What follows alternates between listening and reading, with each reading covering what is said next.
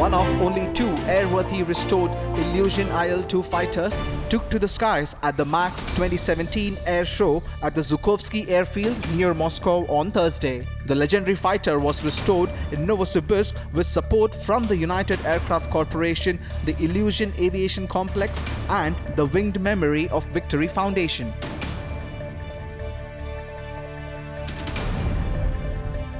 Citizens of the newly liberated Mosul expressed their day-to-day struggles and concerns for the future on Wednesday as they attempt to return to everyday life in a city recovering from the long battle against militants of the self-proclaimed Islamic State. On 10th July, Iraqi forces declared the full recapture of Mosul from IS following an offensive fronted by the Iraqi army and backed by US-led coalition forces that began on October 17th last year. Mourners, including top Iranian officials, attended a memorial ceremony in Tehran on Thursday to commemorate Maryam Mirzakhani, the only woman to receive the highest honor in mathematics after she died last week. Mirzakhani was born in 1977 in Tehran and died on Saturday at the age of 40 following her battle with cancer. A wax work of the US First Lady Melania Trump was inaugurated to Madrid's Wax Museum on Thursday, where she now stands beside the effigy of her husband Donald Trump. Director of the Wax Museum Gonzalo Presa explained how the commemoration to Melania follows the path that former First Ladies have tread before, with the likes of Nancy Reagan, Barbara Bush, Hillary Clinton being turned into wax at the museum.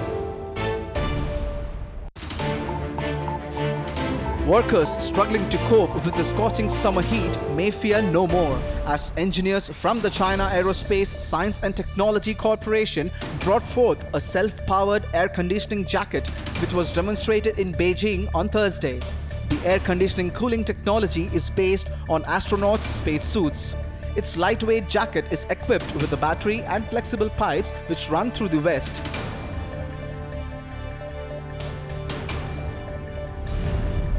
Thousands gathered at the Plaza de la Revolucion in Managua on Wednesday to celebrate the 38th anniversary of the Nicaraguan Revolution.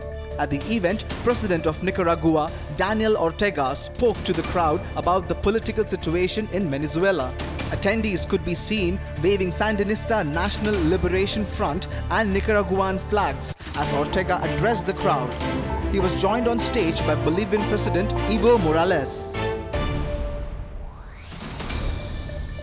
The Syrian Arab Army launched a successful attack on opposition forces in Damascus on Wednesday, reportedly recapturing Al-Kir Market and Al-Sonbol petrol station during fierce clashes with militants in the suburb of Ain Tharma in the eastern part of the capital. Over 500 protesters held mass sit-ins at the offices of the senators who are considering voting in favor of the GOP healthcare bill in Washington, D.C. on Wednesday. Protesters divided into groups to occupy offices of senators in both Russell and Hart Senate office buildings to oppose the proposed bill which would repeal the Affordable Care Act, also known as Obamacare.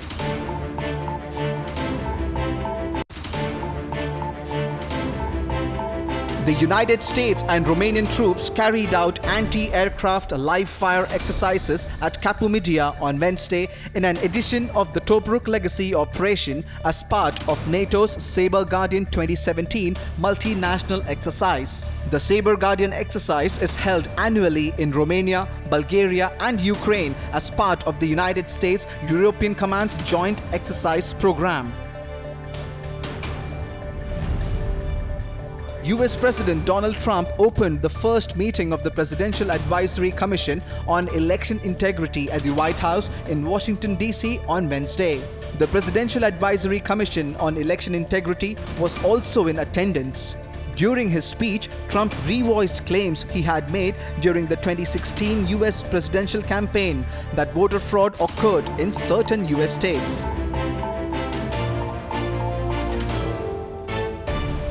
Israeli security forces shot a Palestinian man dead in Tekoa, south of Bethlehem on Thursday after the man allegedly attempted to stab an Israel Defense Forces soldier. The suspect's body was left lying on the ground beneath an Israeli military vehicle as tensions between Palestinian locals and Israeli soldiers escalated.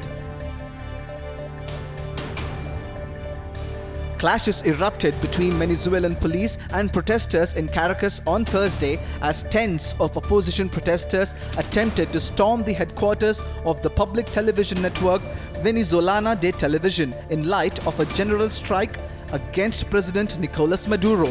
Demonstrators set several security installations ablaze while police responded with tear gas and rubber bullets.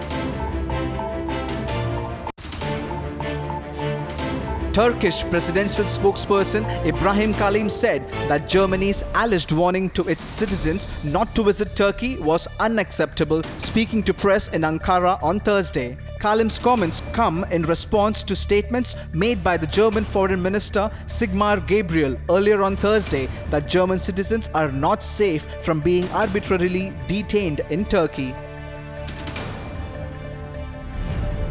Civilians described the massacres in the villages surrounding Raqqa as they arrived in Hama on Thursday, having fled the city and its surrounding countryside. Civilians gathered in the streets as they waited for the Syrian authorities to help them settle.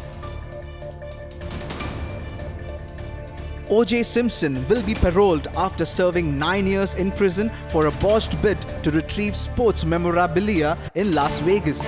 A Nevada parole board decided on Thursday that the 70-year-old former football, TV and movie star will be released in October after serving his minimum term for armed robbery and assault with a weapon.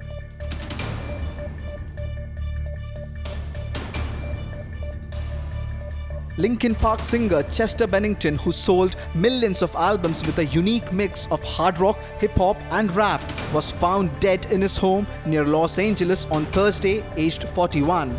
Coroner spokesman Brian Elias said they are investigating Bennington's death as an apparent suicide, but no additional details are available.